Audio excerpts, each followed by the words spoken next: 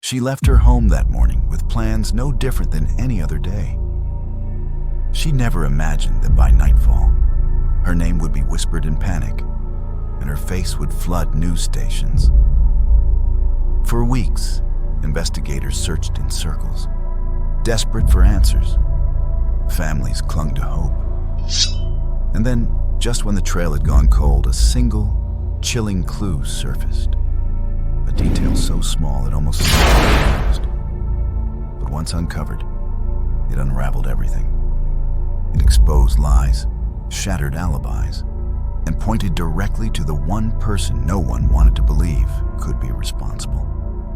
This is the story of a young woman full of life, a story of betrayal hidden beneath charm, of red flags ignored until it was too late, and of the clue that changed everything. The victim's name was Hannah Greene, 25 years old, bright, warm, and endlessly ambitious. She grew up in Ashford, Kentucky, a small town where people still greeted each other by name at the grocery store. Friends described Hannah as the kind of person who could walk into a room and make everyone feel like they belonged. She had an easy laugh, one that carried across porches during summer evenings, and a determination that set her apart. Her mother, Linda Greene, recalled in an interview, "Hannah was the glue in our family. She always wanted to do something bigger, not for herself, but for others. She talked about working with kids, helping them find their voice." Hannah had studied psychology at the University of Kentucky. After graduation in 2020, she returned home to save money while applying for graduate programs. In the meantime, she worked part-time at a community center tutoring kids. And in the evenings, she waitressed at a local diner. Life was busy, sometimes overwhelming. But she told friends she felt hopeful. She was making plans. She was building her future. It was at the diner where she first met Ethan Ward, a man in his early 30s who became a regular at her section. He was polite, soft-spoken. He always tipped generously, and he often lingered to talk. At first, Hannah thought nothing of it. Regulars were part of the job. But over time, Ethan's interest became clear. He'd ask about her day, compliment her smile, and leave little notes scribbled on napkins. "Keep that beautiful laugh." Her best friend, Kayla, remembered warning her. "I told her, he's older, Hannah. Just be careful."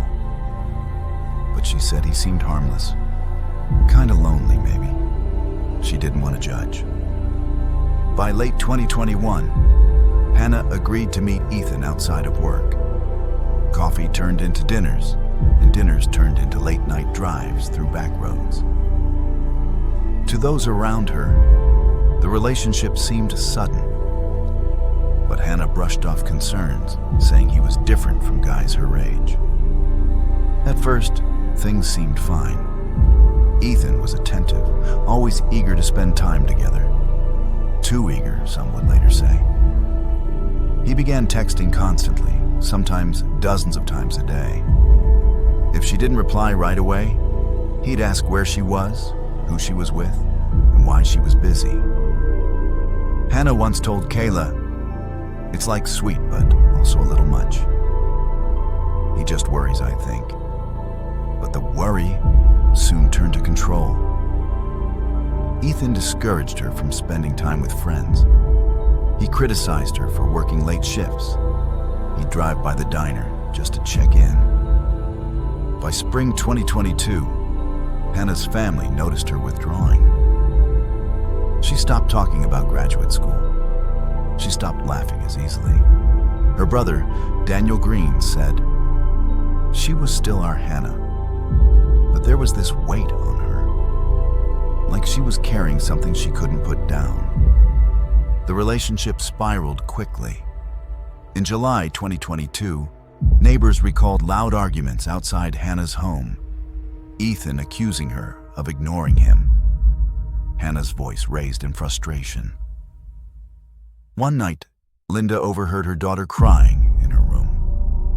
When she knocked, Hannah brushed it off. "We just had a fight." "It's fine," but it wasn't fine.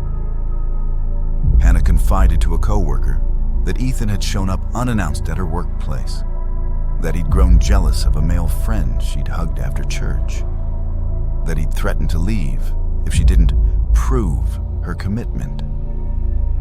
These were glaring red flags, patterns of control, manipulation, and isolation. But like so many in toxic relationships, Hannah rationalized them. She wanted to believe it was love, that things would get better. September 14th, 2022. Hannah had the morning shift at the diner. She clocked out around 2 p.m., chatted briefly with co-workers, and mentioned she had plans to stop by the community center later. Security footage shows her walking to her car, wearing jeans and a simple gray sweater, her hair tied back casually. She smiled as she waved to a coworker. Nothing seemed out of the ordinary. By 8 p.m., however, Hannah still hadn't returned home. Her phone went to voicemail. Texts went unanswered. By midnight, her mother called police. "This isn't like her," Linda told the dispatcher. "She would never just disappear." A search began immediately. 2 days later, Hannah's car was found abandoned along a wooded road just outside of town. The driver's door was unlocked. Her purse was inside, keys still in the ignition, but Hannah was gone. Police scoured the area with dogs and volunteers. They combed through brush, dragged nearby creeks, and interviewed locals. For weeks, the trail was agonizingly cold. And then, the chilling clue emerged. Inside Hannah's car, hidden between the seat cushions, investigators found a receipt. Time-stamped 7:43 p.m. on the night she vanished. It was from a gas station 15 miles away. Surveillance footage from that gas station showed Hannah at the counter looking tense. Glancing over her shoulder, and beside her, unmistakably, was Ethan Ward. The clue changed everything. Detectives immediately zeroed in on Ethan.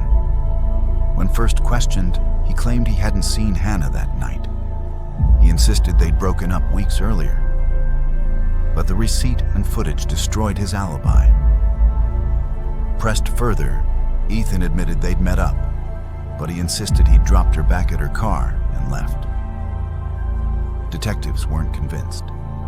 His story kept shifting. Timelines didn't match. Phone records revealed Ethan's cell pinged in the exact wooded area where Hannah's car was found between 8 and 9:30 p.m. that night. Neighbors also came forward.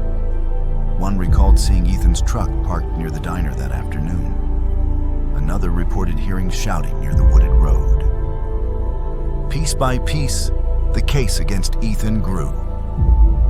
On October 1st, nearly 3 weeks after Hannah's disappearance, volunteers discovered human remains in a shallow grave less than half a mile from where her car had been abandoned. Dental records confirmed it was Hannah. The medical examiner ruled her death a homicide. Cause: blunt force trauma to the head. Estimated time of death: the night of September 14th. The community was devastated. Candlelight vigils filled the town square. Friends shared memories of Hannah's laughter, her kindness, her dreams cut short. But alongside the grief was anger. How could this have happened? How had the warnings gone unheeded? As investigators dug into Ethan's past, chilling revelations surfaced. In 2018, he had been accused of stalking an ex-girlfriend in another county. She reported him driving past her home repeatedly, leaving unwanted notes, and threatening to make her regret leaving him. But the case was dismissed after she declined to testify. In 2019, he was briefly fired from his job after harassing a co-worker who rejected his advances. These incidents painted a disturbing pattern, a history of obsession, control, and retaliation. Detectives now believed Hannah's death was not an isolated tragedy, but the culmination of years of unchecked behavior. Ethan Ward was arrested and charged with first-degree murder, kidnapping, and tampering with evidence. His trial began in March 2023 in Fayette County Circuit Court. Prosecutors argued Ethan had lured Hannah under the guise of reconciliation, then killed her when she tried to end things. They presented the receipt, the gas station footage, phone records, and witness testimony. The defense claimed Ethan and Hannah argued, but that her death was an accident. They argued he panicked and made poor choices afterward. But the jury was unconvinced. After only 6 hours of deliberation, on March 28, 2023, Ethan Ward was found guilty on all counts. He was sentenced to life in prison without parole. In the courtroom, Linda Greene wept. She later said, "There's no victory in this. Nothing brings Hannah back. But at least now, the truth is out." Hannah's story did not end in the courtroom. Her family established the Hannah Greene Foundation, a nonprofit dedicated to raising awareness about coercive control and early warning signs of abusive relationships. They host workshops in schools, partner with shelters, and advocate for stronger laws against stalking. Each year on September 14th, the community gathers at the diner where Hannah worked. They light candles. They share stories. They remind each other that Hannah was not just a victim, she was a daughter, a sister, a friend, a life full of promise. One small clue, one overlooked detail, a receipt tucked between car seats. It was the key that unraveled the lies, exposed the truth, and delivered justice. But Hannah's story is a reminder of the red flags too often ignored, of the dangers hidden behind protective behavior, of the lives forever altered when control turns violent. If you or someone you know feels trapped, isolated, or afraid, reach out. Resources exist, help is out there, and no one deserves to face it alone. This is Evidence Uncovered. Thank you for watching. Please share your thoughts in the comments below, and don't forget to like and subscribe for more stories where the truth is waiting to be uncovered.